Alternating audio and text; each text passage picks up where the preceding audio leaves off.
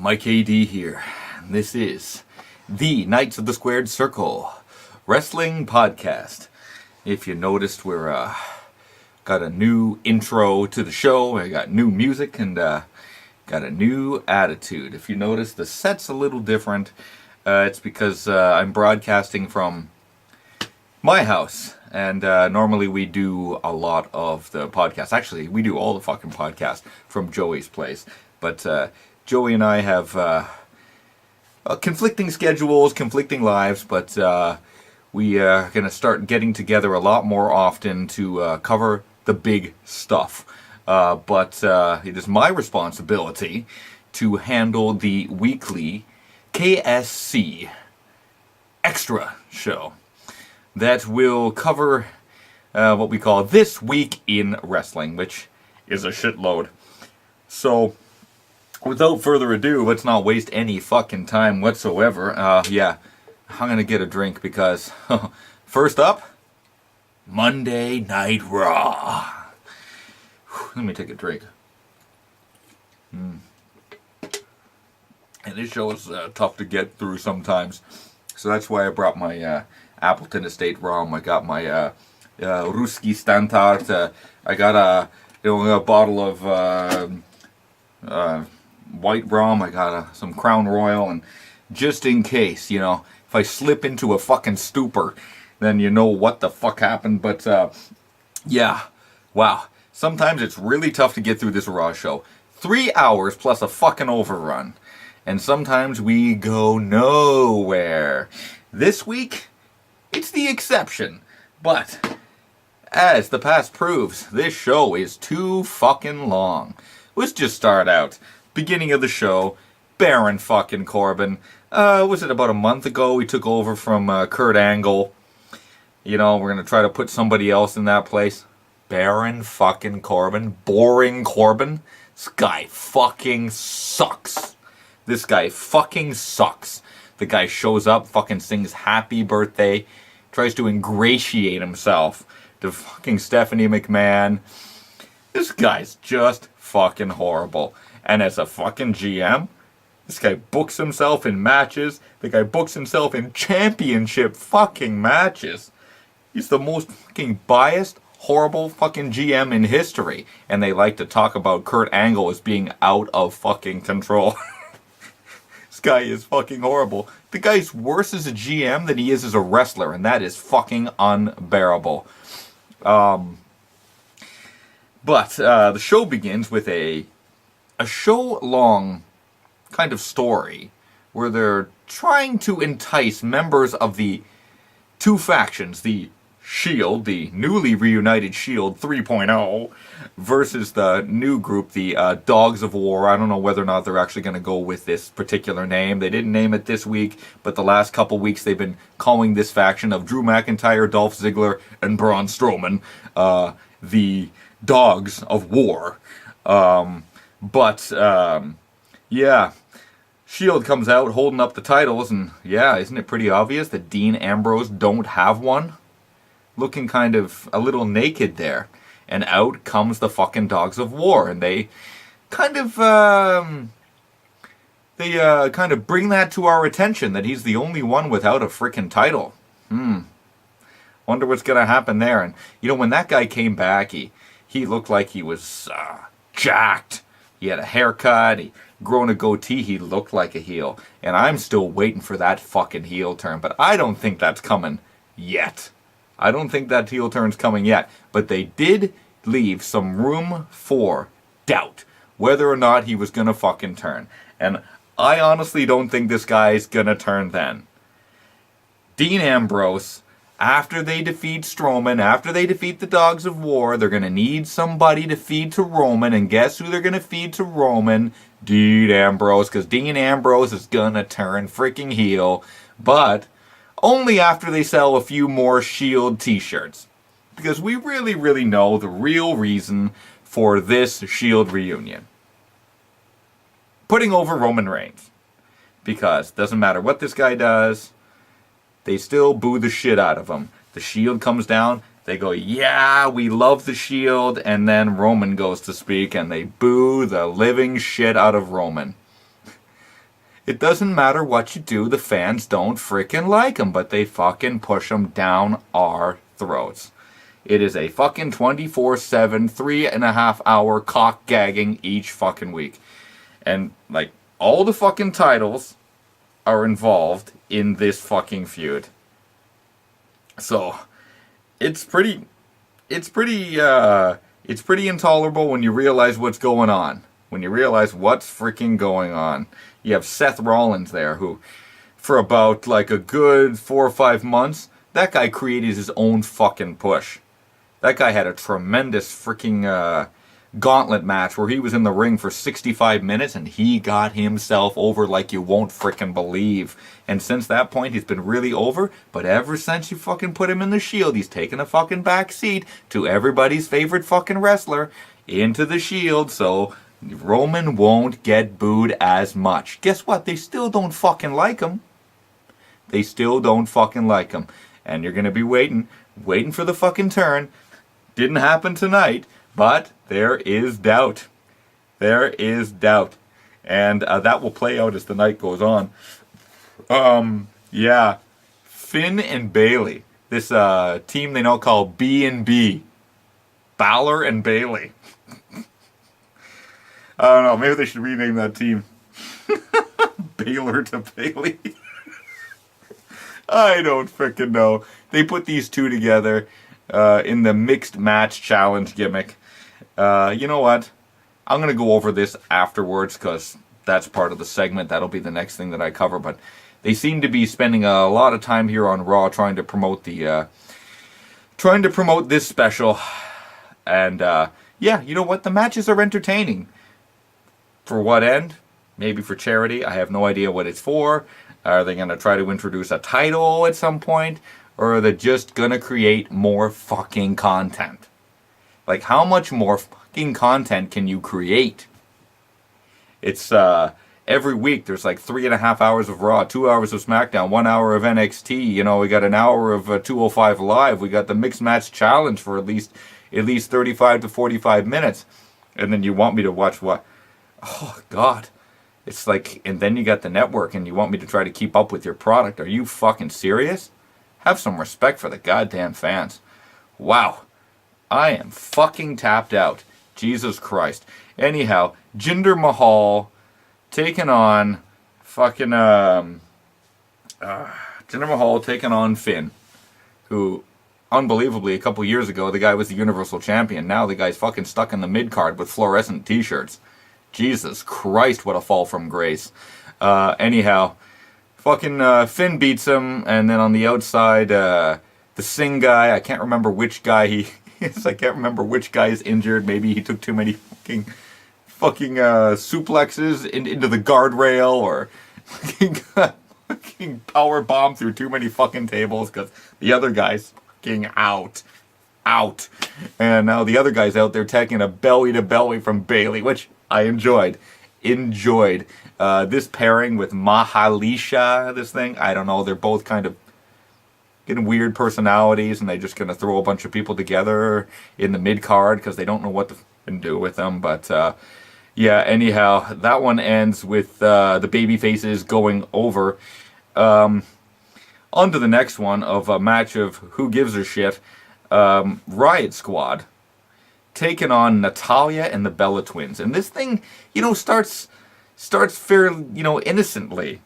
But then, oh yeah, everybody's favorite wrestler, Brie Bella. We're going to call her fucking Botchamania Brie. Okay? Triple B. Brie Bella Botchamaniac. Fucking last week, she takes 2 fucking suicide dives. First time she almost kills someone. Second time she almost kills herself. This week, she fucking concusses Liv Morgan. Legit concusses Liv Morgan. I don't know whether or not she's going to be at this Australia show that they're doing in around the 6th of October in Melbourne. And I have no idea whether she's going to be ready for that, but they have to seriously think about ring rust. This woman was out for how long? A year? She jumps right back in the frickin' ring? Jesus Christ, on Monday Night Raw, she's been a fucking atrocity. just hurting people and herself with reckless freaking abandon. If I were the company, I would say, you're done. You're done. Get your husband to sit down with you and tell you there's got to be a way to work safer. You're not Daniel Bryan. You have 1/100th of the fucking talent. You're always the number 2 fucking Bella. Always. In the ring, everything. You know? And you're trying to go out there and make a show, but you don't have the fucking skill. And you have, when you're in a wrestling ring, you have people's career in your freaking hands. The purpose in wrestling is to make people believe that you have been hurt or that you are hurting them, not actually fucking hurt them. Brie, just cut her off. Go back to wrestling school or you're done. Because, like, every week, who's she gonna kill? Who's she gonna kill? Whose fucking good books are you fucking in that you're allowed to get away with this shit? Because anybody else out there fucking doing the fucking imitation of fucking Botch Kara is gonna be out of this fucking company. You know, to be honest, Sin Cara, the only reason that guy was still in the company because he was a pet project of Trips. That's the only fucking reason. So like, the fact that they got this television show, the Brie Bella's reality show, might be the only fucking reason you're still around. And you know what? With the state of women's wrestling the way that it is fucking right now, you're bringing the fucking product down. And there's a lot of people in the May fucking Classic that I saw, and I'm gonna cover this at the end as part of this podcast. But holy shit. There's some great fucking women's wrestlers that aren't out there fucking botching moves fucking left and right. And it's just this fucking Bella thing's a fucking horrible fucking gimmick. And it's time for you to fucking either fucking learn or fucking retire. Anyhow, I wasted way too much fucking time and it fucking make me start fucking drinking. Next up, the Connor's Cure segment. This always fucking warms your heart to see the kids out there and they give the titles to the 2 kids battling fucking pediatric cancer. It's fucking wonderful. It's great. Freaking great. Get to see a warm side of Triple H. It's amazing. This guy, because like for years I still really don't like Triple H. Mainly for what I consider to be political fucking reasons. But, I mean, the guy can cut a fucking promo. The guy knows how to cut a promo that makes it sound like he fucking cares.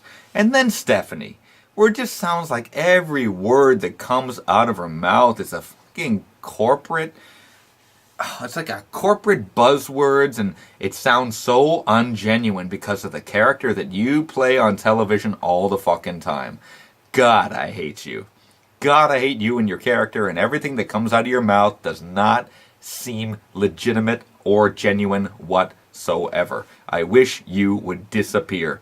Next segment, holy shit, on to Team Glorious, okay? Bobby Roode and Chad Gable, the weird, strange bedfellows combination, and the Ascension fucking rivalry, because they have nothing to do with these fucking teams. The last 2 fucking weeks, they had like fucking Chad Gable go over Connor with Chaos Theory can suplexes. Wow, isn't this guy fucking exciting? Man, what was that guy doing jobbing for weeks and weeks and weeks? Holy shit, the guy had all kinds of potential. But instead, who are they fucking focusing on? Fucking Jason Jordan? Yeah, the guy's got a jacked up fucking physique and the guy's really fucking athletic. But this guy, fucking Chad Gable, why did they break up this fucking team? This was a fucking sure thing, okay? Oh, Jesus Christ. This guy's out there, fucking, he's so over with the freaking audience. And then you have another guy like Bobby Roode. The guy's just an entrance. They ruined the fucking guy. The guy was the shit in fucking NXT. Made him in... That fucking theme music was the best thing that ever happened to fucking Bobby Roode. Because otherwise, the guy is just like Randy Orton, but half the fucking size. Blandy Borton, fucking boring fucking wrestler. The guy's got a shitload of physical charisma. The guy can cut a nice heel promo, not a fucking face promo, but a great fucking heel promo. And I'm hoping maybe this is where it's going. Because Chad Gable is supposed to be the guy that's just jumping on the coattails of Bobby Roode. He's so, last 2 weeks the guy beat Connor. This week, Connor is against fucking Chad Gable, and fucking Connor beats fucking Chad Gable fucking clean. It's like, I love the fucking Ascension, but what this fucking 50-50 fucking booking, I don't understand why they're drawing this thing out.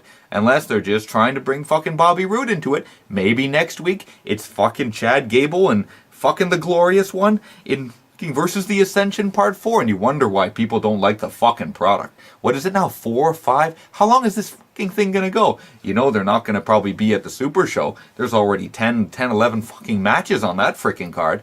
You're gonna give the fans another match they don't really give a shit about? Holy shit! I mean, Chad Gable's exciting and all, and then you're gonna use the fucking, one of my favorite fucking teams as fucking cannon fodder. Wow. This team needs a fucking reboot. Disappear and just fucking come back. And man, but the damage they've done to them since they left NXT about 2.5 years ago is fucking irreparable. Unfreaking believable. And eventually, yes, I sincerely hope that this whole Chad Gable thing leads to him with a fucking robe too. And then they come out, oh, glorious, and maybe they can start a little bit of a tag team run. And then they take a run at the fucking tag titles, and they fucking lose, and Bobby Roode can't fucking take it. And Bobby Roode fucking turns on fucking Chad Gable. And that way the two of them can get over with some fucking good matches, because I think they can have some good matches together. As long as we don't get fucking like Randy Orton, Sheamus, Triple H, and fucking, Bobby Roode in a fucking fatal 4-way of fucking bullshit. It's, sometimes it's really fucking painful, to watch these guys. And speaking about fucking matches that are, not hard to watch, fucking the next fucking match, WWE Raw Tag Team Championship match, Drew McIntyre and Dolph Ziggler against the Revival. Holy fucking shit. This freaking match was fucking really great. The Revival showing what made them so goddamn good in NXT. Why the hell were they fed to those octogenarians fucking a year ago? That's fucking bullshit. And you can see what they can fucking do, and now they're fucking doing it, and now they're gonna get fucking over. It's about fucking time. You want to watch a match from this week? Watch that fucking match. That was a good fucking match. Drew and Ziggler, of course, retained the titles, but wow, this Revival, they're showing why they fucking were one of the best fucking tag teams on the planet when they were in fucking NXT. Unfreaking real. Next, the typical Elias stuff. The guy's fucking great on the goddamn microphone. Brings out Owens because, that's where we're fucking headed for the Super Show, so we're gonna pair these two fucking together. Of course, on the Super Show, Lashley is going to team with Cena to obviously beat Elias and fucking Kevin Owens. But we're going to treat these guys as a fucking duo. Man, it's Kevin Owens. Talk about a freaking guy that knows what his character is, and the guy fucking grabs a hold of it, and the guy makes you believe that he is who he says he is.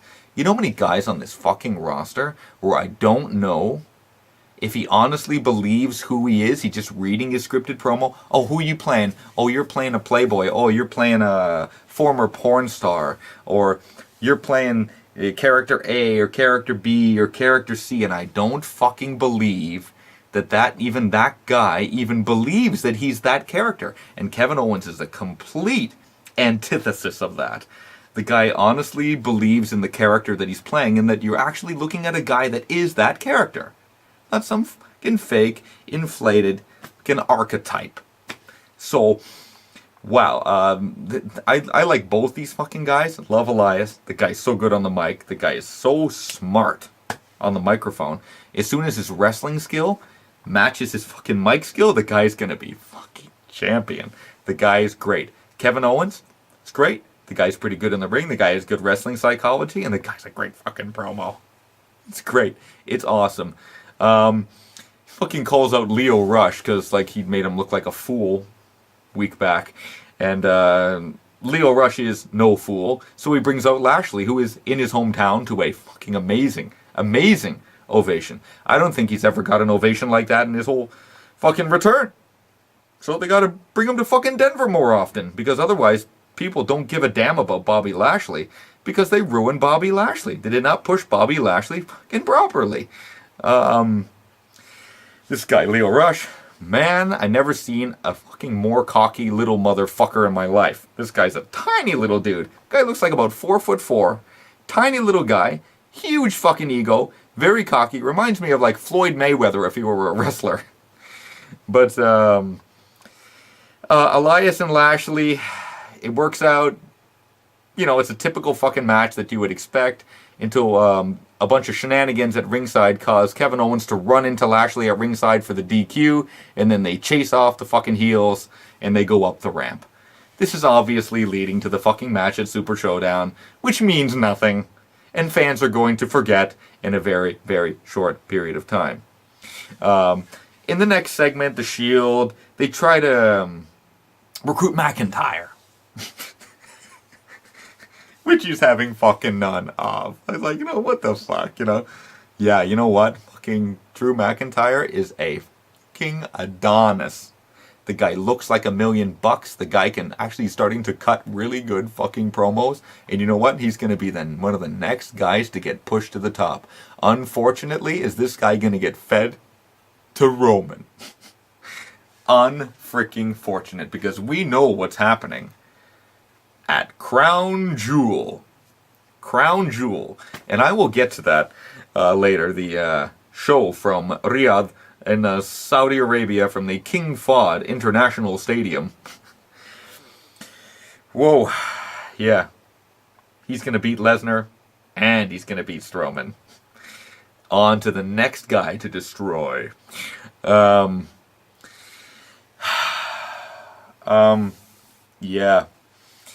Nia Jax, with Ember Moon in the corner, destroys Alicia Fox with a king entourage of people in the corner that I don't know why the fuck they're there, and I don't give a shit about this match. On to the next one. Yeah. They're really pushing this Undertaker Triple H match. Anybody notice that? And when this started, I go, why the fuck are they pushing this fucking match so strongly? You know? They're pushing this match so in your face. Every week there's like Shawn Michaels and they're saying, who's going to win? Who's going to win? The only way that this one actually is going to end is with Triple H winning with Shawn Michaels interfering and giving Trips the victory. And then what's going to happen is this is going to lead to, obviously, I guess you've heard the news, Shawn Michaels is coming out of retirement for a match in Saudi Arabia because the money was just too fucking good. And then, of course, Shawn Michaels is going to retire The Undertaker at WrestleMania next year. If this doesn't lead to that, this is bullshit. Bullshit. What a waste. On to the main event, which is Baron Corbin asserting himself all the time into the main event. This time he picks the Authors of Pain against The Shield. This is a good match. This was a good fucking match. All the guys in here can work, you know. Even, honestly, even Corbin in a limited capacity with his fucking limited moveset. There's this one move what he does. He runs out of the ring, goes around the rope, and runs back in. Holy shit, can this guy move. He can move. If he did more of that, I'd be more a fucking fan of Baron Corbin. But all the fucking chin locks and the fucking shitty persona is what pisses me off about Baron Corbin. Because he could just be a high mid-carder. The guy could be a high fucking mid-carder.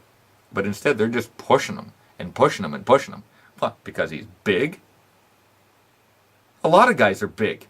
But they prove that a lot of fucking big, muscle-bound, big fucking guys can't fucking work. So, welcome to the new fucking WWE. This one ends with making you wonder, is Ambrose going to turn? I don't think he is. Not yet. Not fucking yet. What I can draw from this Monday Night Raw show is that Corbin, he sucks. He sucks. He's biased.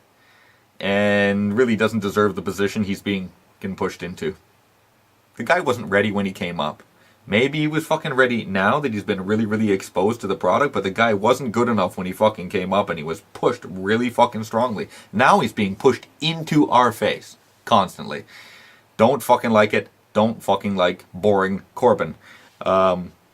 This Drake Maverick thing as the fucking manager of the AOP is kind of strange. But he's got to stop wearing the fucking mini-me fucking AOP stuff. It makes the fucking entourage look like a fucking joke. It looks like a fucking joke. He's a fucking great promo. The guy's got a fucking amazing personality. Just maybe become more casual. Kind of put a suit with a fucking open shirt and just fucking do your best fucking, Ellering kind of impersonation. But he's fucking young and fresh. And go out there and show the personality that you have, and then we're just gonna fucking destroy people instead of like, I'm dressed up like the big guys. No. Don't work. Looks fucking silly. 50-50 booking. Way too much of this shit. It ruins the fucking credibility of some of the guys that you're trying to push hard. So all it does is get you from one fucking show to the next fucking show to the next fucking show to the fucking show. Here's another thing that pisses me off about what I notice on Raw a fucking lot.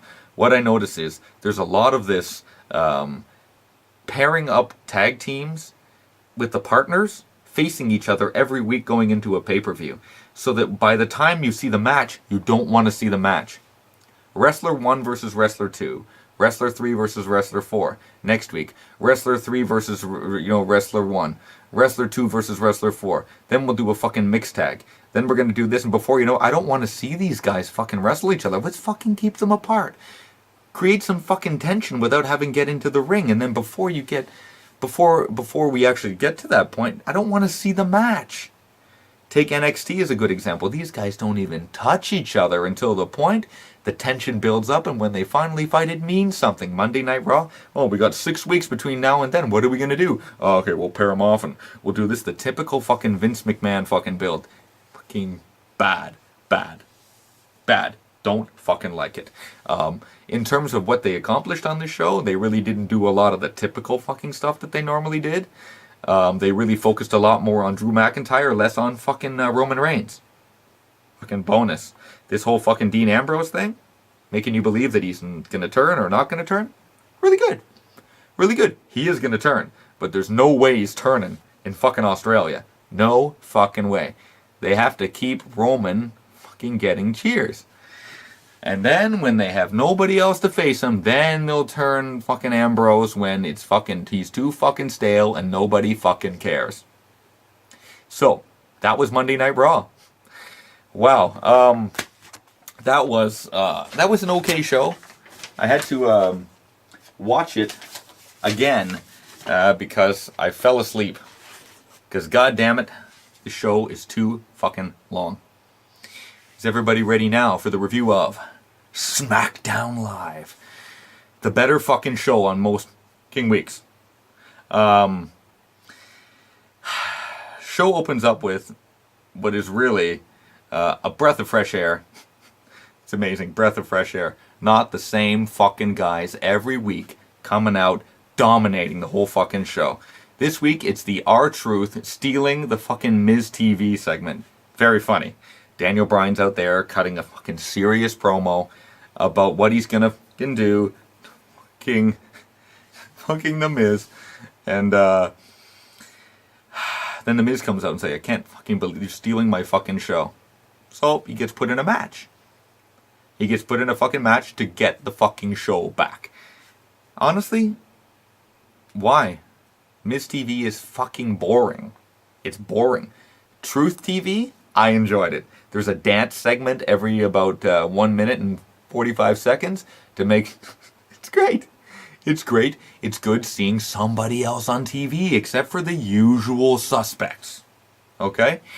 Really, really good. And the match that R-Truth had against The Miz. That guy actually works really, really well with The Miz. Really enjoyed it. The two of them did fucking really, really well together. They should use Truth more. Really? The guy's like a fucking older guy, but the fucking guy is over with the freaking crowd. It's freaking great. Enjoyed it. And the fact that he got the main event a couple weeks ago, it's like really fucking says something about him and what they think about The Miz. They think about The Miz in a fucking main event capacity. And the guy's really done well for himself in the last couple of years. The guy's fucking promo skills are better. The guy's fucking better in ring than he used to be. And you know, to tell you the truth, I think they're going to put the fucking title on The Miz. Is what I think. Since him and Daniel Bryan have a match for the WWE #1 contendership. And I think that this losing streak for Daniel Bryan is going to continue. And he's going to lose to The Miz. And The Miz is going to win the WWE title. And it's going to be Daniel Bryan who costs AJ Styles the title. A la, you know, the Johnny Gargano angle in NXT where he ended up basically costing Aleister Black the title against Ciampa. I think that's where they're headed. Now, there's a segment here where Becky is attacking Charlotte while she's doing a photo shoot. Like it, puts her... Let's take a picture of this as I have my foot on you. Really good. Really enjoy it, but I do not like this heel Becky Lynch. She tried so fucking hard to get over, and then they fucking heel turn her. Why is it that they never give the fans what they want to see? They want to see fucking Becky Lynch succeed. But they can't stop pushing certain guys in certain capacities. We gotta have Charlotte as the face. She's better as the heel. So what do? You fucking make a sympathetic figure out of Charlotte. And then Becky, the heel, beats the shit out of Charlotte and the crowd cheers.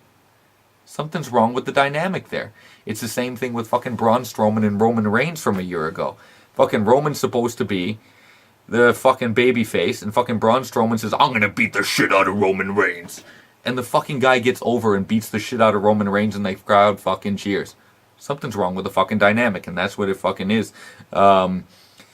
Sheamus, in one of these fucking mixed fucking tag things, where like last week, it was, who was it that fucking Cesaro fucking beat Kofi last week, so we gotta do another fucking pairing, because we have a couple weeks to go, so we're gonna fucking wear out all the possible combinations before we get to the match. And you know, honestly, I have all confidence that these 5 guys or so can put on a fucking good show, but that's not the point. By the time it gets there, nobody really fucking cares. We've seen it before. Show me something I haven't fucking seen. This Sheamus fucking Biggie match was way better than it fucking expected. Fucking Biggie almost killed himself, necked himself again. But it was, wow, really, really freaking good. Unexpectedly, he takes the fucking bro kick out of nowhere, and he fucking beats him. So it's trying to say, oh, the Bar has a chance of fucking beating the New Day for the titles, which they're not going to beat him. They're not going to freaking beat him. On to the last week, where Rusev was laid out by Aiden English. Well, this is a mid-fucking-card feud, but, yeah. This was a beloved group because people love Rusev Day. And he came out trying to give his fucking explanation, and Aiden says it's her fault. Some nice video packages. Some great fucking video packages. You could have sworn that this was the greatest fucking tag team ever conceived. And, it was really good. It was a really good video package, and it ends with Aiden asking if you're so fucking loyal and so fucking honest with Rusev, you're gonna tell him what happened that night in Milwaukee. Uh-oh. Are they honestly going to go there? Are they honestly going to go with this fucking thing again? Before Rusev, where they were officially married to Lana, they did this fucking angle where she left and went with Dolph Ziggler. Remember that thing with fucking Ryback? The Zigman said he went all the way. This fucking bullshit. It's like, I don't like this Lana character. She's better as the fucking ravishing, evil fucking Russian manager. The fact that she's out of accent, in accent. I'm your wife. I'm your manager. I don't get it. I don't get this character. Lana Day, sorry. I don't get it. It's Rusev that's over. And she's over as the manager. And honestly, in the ring, she's brutal. Just keep her as the fucking manager. I know she has some fucking aspirations of being a professional wrestler, but sorry. No fucking way. You're not destined for that.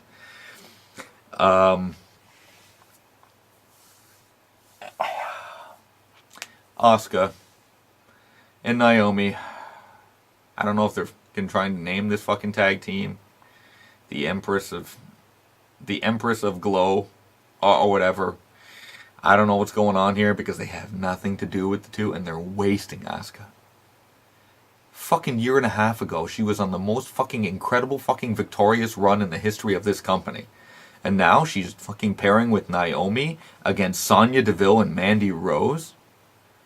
They destroy this team, by the way, because guess what? They're against the Iconics down under in their home in Australia. I think they're going to destroy these two Australians in their fucking hometown. Because, honestly, Asuka can't afford to have any more fucking losses. If they're going to do anything, they have to heel turn her or get her into a fucking positive gear to get her anywhere. Otherwise, what was the fucking point?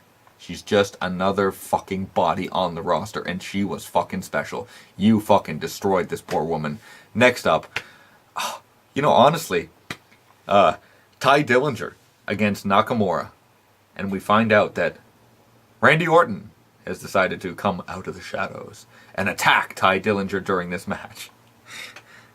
And it's not because he's the next victim, it's because he hates that fucking perfect 10 shit. He just destroyed him. Next week, it's fucking probably Ty Dillinger getting destroyed by Randy Orton. Poor fucking Ty. The fucking personality that he shows on TV is bullshit, but this guy fucking can go in the ring. What the fuck is wrong? What's the fucking disconnect? I really enjoy it. And fucking afterwards, fucking Nakamura just fucking lays him out. Fucking typical heel shit. Where he's going with this fucking US title thing, I have no fucking clue. Oh boy. Becky versus Lana, who fucking cares? Becky destroys her, who fucking cares? Lana's horrible. Next up, this whole thing with Joe going to fucking AJ's house. And AJ fucking going, that's my mailbox, and I'm gonna fucking ring the doorbell and I'm going inside. Everybody fucking loves Samoa Joe, but I don't think the guy's winning the title this time around. To tell you the truth, if they should have done it, they should have done it like fucking a couple weeks ago at Hell in the Cell. Let him have a little bit of a run with the title and then AJ getting the title back, because I think AJ's dropping that frickin' title to The Miz. Which means that Joe's got to go somewhere else. And where's he going to be situated with? Could it be Daniel Bryan? Right? Could it be a fucking rivalry with Daniel Bryan? Because eventually, if The Miz wins the title, the guy's got to face The Miz. And the ultimate place that he's got to face The Miz is fucking WrestleMania. Which means who's going to win the Rumble? Who's going to fucking win the Elimination Chamber? He's got to win one of those two. And he's got to win the fucking title from him at WrestleMania. Because this has to be fucking redemption. And then who does he drop the title to? I think he drops the title to Samoa Joe. Joe becomes champion next year. So, that's the episode of SmackDown. They really followed up on a lot of their angles. There's stuff that fucking I was interested in to see what's going to happen, and they fucking follow through or they moved forward on it. Unlike Monday Night Raw, which is just the fucking same fucking 3.5 hour shit that I have to sit through. SmackDown is a lot of times, because it's a limited 2-hour show, it's a joy to fucking watch, because you know it's going to be over at 10 o'clock. It's over. It's over. It's great.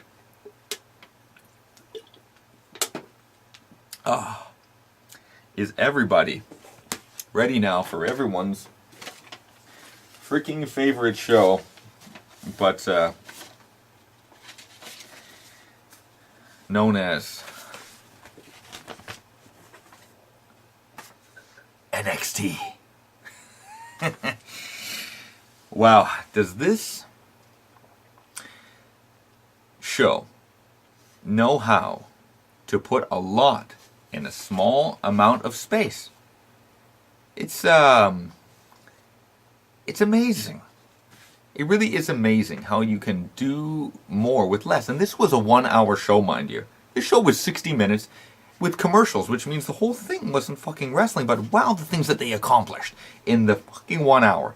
Vince could learn a fucking lesson about how Trips and his fucking crew are fucking running this show. Starts out with Regal trying to figure out who fucking attacked fucking Aleister Black in the parking lot. And they've been trying to narrow it down, and he's almost up to it. And then fucking Undisputed Era fucking comes up, and here... Jesus Christ. You know, Cole. Adam Cole. He's fucking amazing. When this guy's already ready for the main roster, but I'm afraid what's gonna happen to this smaller guy. The guy is fucking great. And he thinks he's gonna get his title match, but you're not gonna get the fucking title match. It's gonna be a triple threat match. Oh man, it's yeah, not what he freaking wanted. But and as a result, we're gonna get to see Ciampa and Dunn go at it again, but this time with fucking like you're gonna get Dunn and Ricochet in with Cole for the North American title. Like, and if anyone hasn't seen Dunn versus Ricochet, Jesus fucking Christ, was that freaking spectacular, freaking amazing. They're gonna put Cole in there. This could be good as well. Could be freaking top notch. Excellent. That's next fucking week. Wow. Freaking excellent. And then, yeah, and the tag titles are going to be defended. Fucking War Raiders are going to get their shot at the fucking tag titles in 2 weeks. So, expect some big things when War Games comes around and some fucking title switches. Better believe that shit. Johnny Gargano is in the parking lot. He says he's done with the old fucking Johnny Gargano, and we're gonna get on with the new fucking serious fucking Johnny Gargano. Out fucking comes Lacey Evans to fucking criticize his wife. And yeah, something's gonna happen between those fucking two.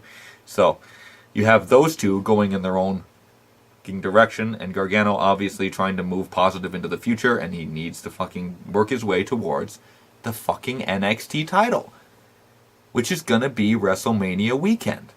He's got to face a bunch of guys. He's going to defeat a whole bunch of guys. When Aleister Black fucking comes back, he's got some things to say to fucking him. And Gargano's got to fucking beat him to get to the fucking NXT title. That has to be it. It has to be. So at the Royal Rumble show, fucking Gargano's got to fucking beat Black to get to the NXT title that Ciampa's got. And at Mania, the fucking lifelong fucking rivalry, he purges all the demons and he fucking wins the title. It makes so much fucking sense. And Ciampa, Jesus Christ, is that guy a fucking legitimate heel or what? Damn. Now,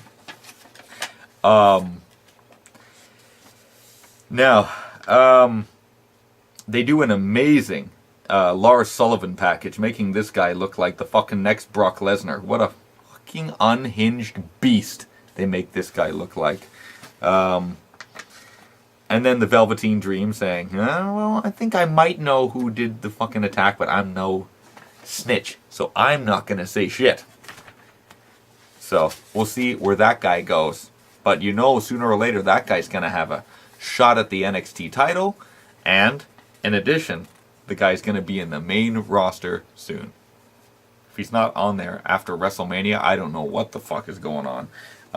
We see this Walker guy. I don't know who this Walker guy is that Lars Sullivan absolutely fucking destroys. And then EC3 comes out, breaks up the fucking match. And you can tell these guys are going to be going at each other very, very soon. Yeah, by the way, speaking of EC3, how is that guy's physique legal? How did that guy pass a drug test? Have you seen that guy? The guy looks like he's chiseled out of fucking stone, like Michelangelo did it himself. Jesus Christ, the guy looks fucking amazing. The guy's got a fucking great physique. The guy's a fucking cool persona. The guy's fucking going places. And how the hell they didn't, let this fucking guy go in the first place? It's insane. The guy made something out of himself somewhere else. The guy made himself a fucking commodity. And now here he is. He's going to go to the big show really fucking soon. For some reason, Nikki Cross is in fucking William Regal's office. And I said, what the fuck are you doing in my office? And it looks like she might have known who did it. In addition, she's getting another shot at Bianca Belair. And if you want to know who's going to be winning the NXT women's title anytime soon, I think it's going to be Bianca. They're really building up the streak, and she's going to fucking knock off Kairi Sane. That's what I freaking believe. This match with the Mighty taking on the Street Profits, man, the Street Profits have got good. What's this guy's name? Montez Ford. Damn.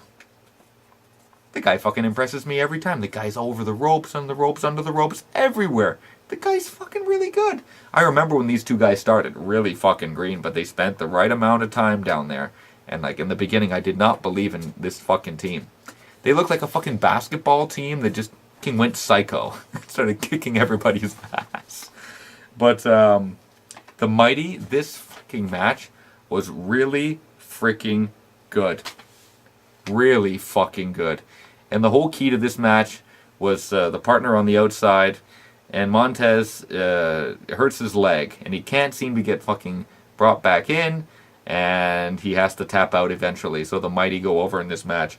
But wow, what a really great psychology of working on a fucking body part leading to the finish of a match. That was a good fucking wrestling match. Vanessa Bourne versus Kairi Sane. Like, in some ways, I'm an 80s child.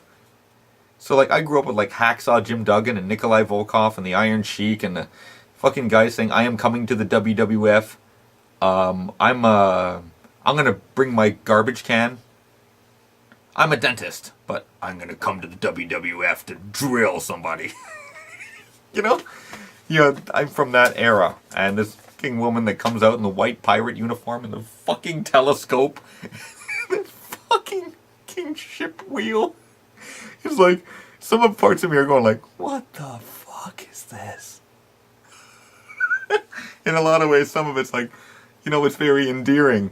She's very likable. She has a very likable move set.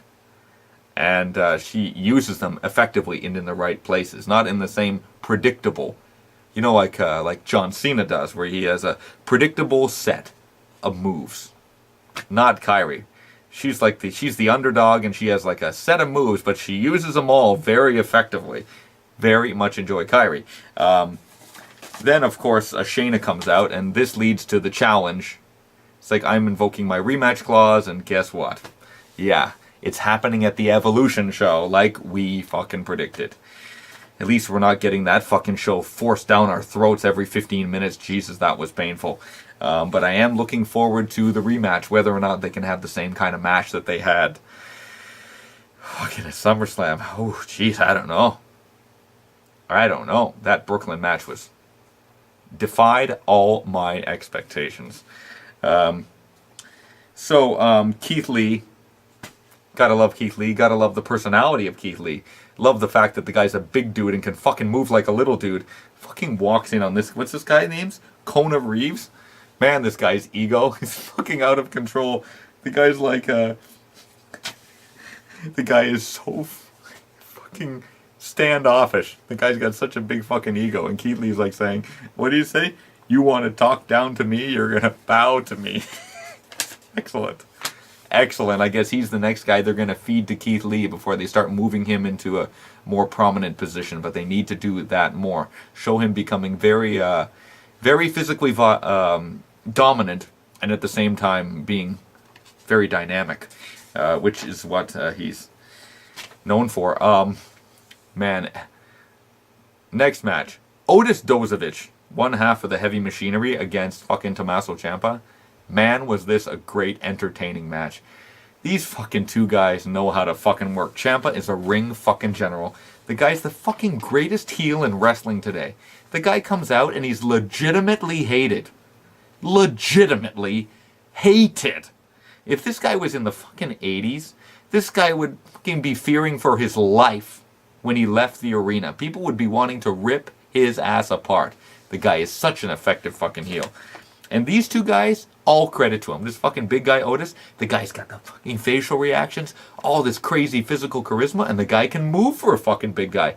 Like him. Not such a big fan of this fucking Knight guy, his tag partner. But fucking Otis, wow, the fucking charisma this guy's fucking got. Really fucking awesome. That guy is fucking going somewhere.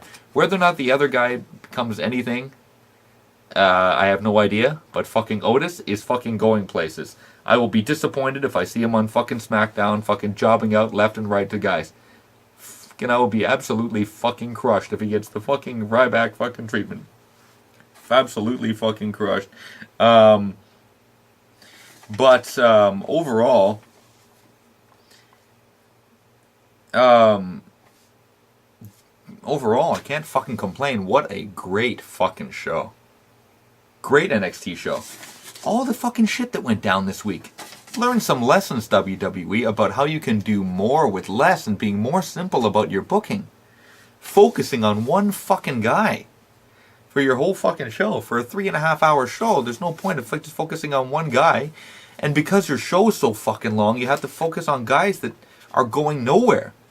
Like, everyone on that NXT roster has a place and a function. And that's what I fucking like. Let's move on to the next part of our show,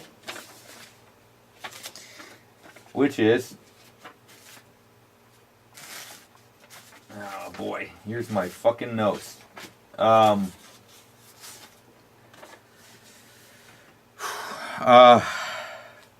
Mae Young Classic. Wow. If this is any indication of the fucking kind of wrestling that we're gonna see, damn, I'm looking forward to the next round. The round of 32 is over. And these fucking 4 matches, wow. I'm just gonna go over it just a little bit. I won't spend too much fucking time at it. But holy shit. Holy shit. Rachel Evers versus Hiroyo Matsumoto. Like Rachel Evers. She's the daughter of Paul Ellering. And I love this. Hiroyo Matsumoto, they ask her what her dream match is. She says the fucking Undertaker. And this woman fucking, she hits fucking hard. And these two fucking worked hard. Okay? Fucking Rachel Evers, she's a fucking big girl. She fucking like lifts weights, does fucking powerlifting. She's got that fucking smile. You know, she reminds me of Bayley, but with fire.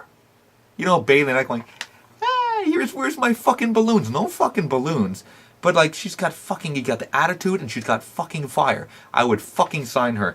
Whether or not they can keep Hiroyo Matsumoto or she just, obviously Hiroyo won this match. I was honestly expecting Rachel Evers, after being her second year in the tournament, to maybe move on to the next round of the tournament. Because like she's a project, so you figured that they would push their own guys. But Hiroyo, maybe they thought, okay, who are we gonna put up against her next, and that's what we're planning on going. I believe the next match for her might be like Toni Storm or something like that. So like they're gonna push Toni Storm really hard. Love fucking Toni Storm and her new fucking attitude. But this match was really fucking good. Really like Rachel Evers. Really good. Next match, Tainara Conti. The most fucking attractive looking fucking black belt that I've ever seen. Where do they find these fucking people? Where do they find these fucking women that are fucking like perfect 10 fucking black belt? But she's got all the, you know what? She's got all the, like, I don't have a title. I hold up my fucking black belt. She's got all the evil facial reactions. She can be a fucking heel already. I would sign fucking her. She's pretty freaking good. Love the fucking black belt shit. Love it.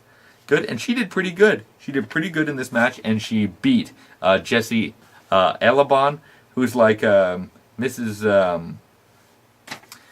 Like I'm Mr. Flip Flop, happy thing, I knew that she wasn't going to fucking go over, or she was going to go over in a total fucking surprise. But like, she's a former basketball player. Not basketball. Former volleyball player. And I think it's like she's only been wrestling for a couple years, so wow. Pretty freaking impressive.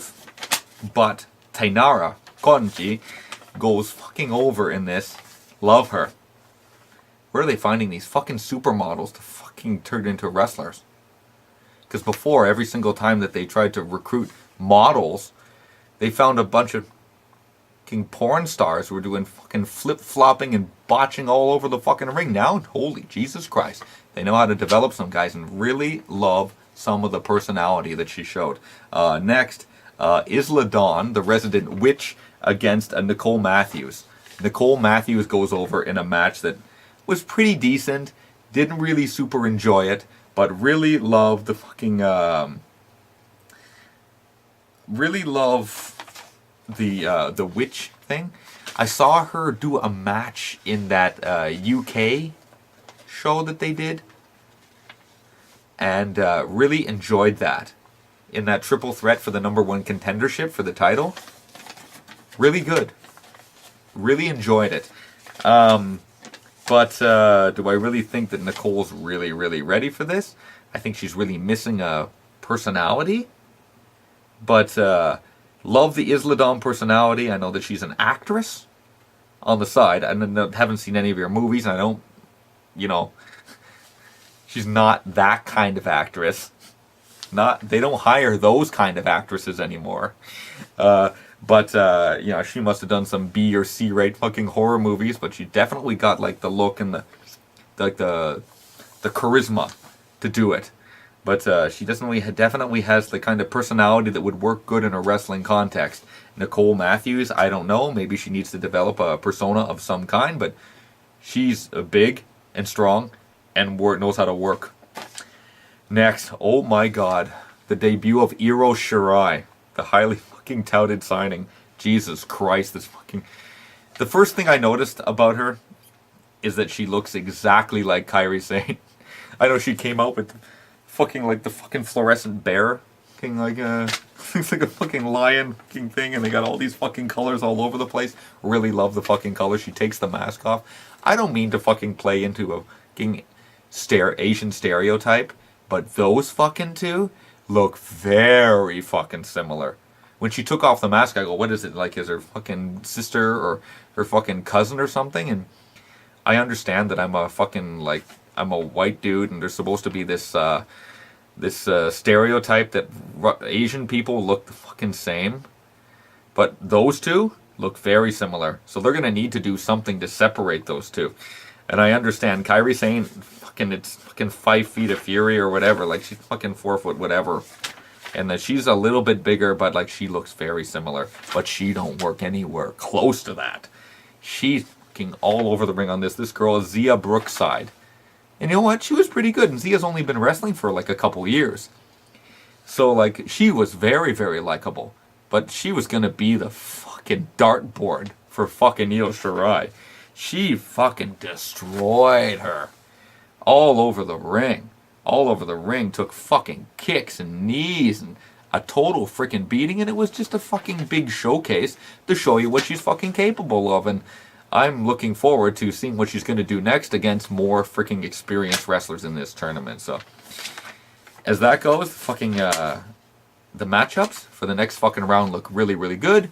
And we're going to move on to the next part of our show, which is just to cover just a little bit of the mixed match challenge. This week, 2 matches in the round robin tournament.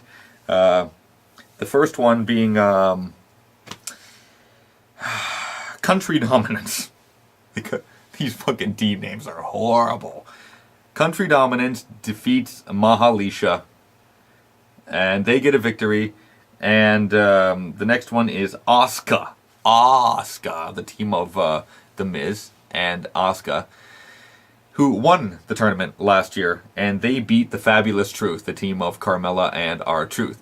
So far in this tournament, we have Monster Eclipse, the team of Ember Moon and Braun Strowman, because Team Little Big, yeah, she's hurt. So she's in there to replace her. Whether or not she's in there permanently, I have no idea. Maybe they're just going to go with this tag team so they have something to do with Ember Moon. You know, something to push her into, to keep her preoccupied with. Because if they don't keep her fucking preoccupied with this, people are just going to fucking forget about it. And honestly, this fucking Raw Women's Championship, it's going to stay on Ronda for a while. And if what I heard is right, she's going to be facing Charlotte at fucking WrestleMania. So I don't think she's going to fucking lose to Charlotte either. So they better have somebody getting pretty magnificent to beat her. And I think she's going to have that title for a fucking while. So Ember's not going to have this title. So they got to keep her involved in some kind of program in some way. So that's what I say about that. So we have Country Dominance has a win. Fucking Asuka has a win. Fucking Monster Eclipse has a win. And Phenomenal Flair has a win. So that's it. That's the fucking Mixed Match Challenge. You know what? If you want to see these matches, it's like watching a house show. The matches are full of like spots and comedy. You're not going to get really fucking like strong fucking male on female stuff because it's just not fucking allowed, and it's all for fucking show. I don't know if it's for fucking charity or not, but it's a lot of fun. And it's WWE going out of their box to do something fucking different. And I guess it was successful, so they're going to do it again and continue to do it until they go to the well way too many times until nobody fucking cares. So that's the Mixed Match Challenge for this week. And let me just cover, just before I go, the matches for the Super Showdown Under from the Melbourne Cricket Ground on August 6th. Just to cover the matches. I don't know if you heard, but they released the matches for this. I'm not going to go over too much what I think about it because me and Joey are going to probably do a good prediction show on this. It's probably most likely headlined by Triple H and The Undertaker, Lashley and John Cena against Elias and Kevin Owens, Bryan versus The Miz for the WWE title shot, The Shield against the Dogs of War. We have the Bella Twins and Ronda Rousey against the Riot Squad. Whether or not Liv Morgan's going to be ready for that, I have no idea. Who knows who's going to take their place? I'm afraid AJ versus Samoa Joe in a no countout, no DQ match. Cedric Alexander versus Buddy Murphy for the Cruiserweight title. The New Day versus The Bar, Part 75 for the tag titles. Asuka and Naomi in a very forgettable match where I honestly believe they're going to crush the hometown Iconics. And Becky Lynch and Charlotte Flair, one of my favorite fucking rivalries on frickin' SmackDown. So, that is this week in fricking wrestling. I'm Mike AD, and coming this Friday will be Joey D, who will be covering the release of the WWE 19 video game. He's a big, huge fucking video game buff, and he's going to go over all the ins and outs of this particular game, and you will like it because he knows his shit. So, I'm Mike AD. See you next week. This is the KSC Wrestling Podcast.